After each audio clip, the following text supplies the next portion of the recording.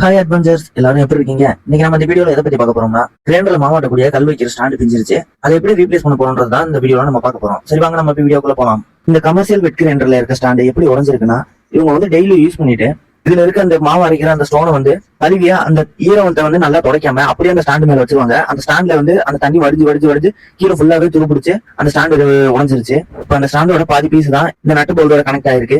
கழட்டி பார்க்கலாம்.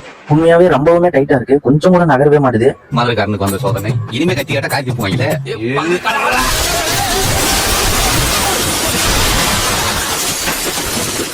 லட்டுல வச்சு நினைச்சாதாஸ் நட்டுல வச்சேன்.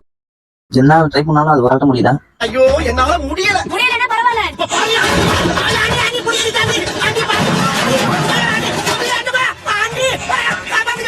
இந்த வீடியோவோட ஃபுல் லிங்க் டிஸ்கிரிப்ஷன்ல இருக்கு, கிளிக் பண்ணி பாருங்க. பிடிச்சிருந்தா லைக் பண்ணி உங்க ஃப்ரெண்ட்ஸுக்கும் ஷேர் பண்ணி விடுங்க.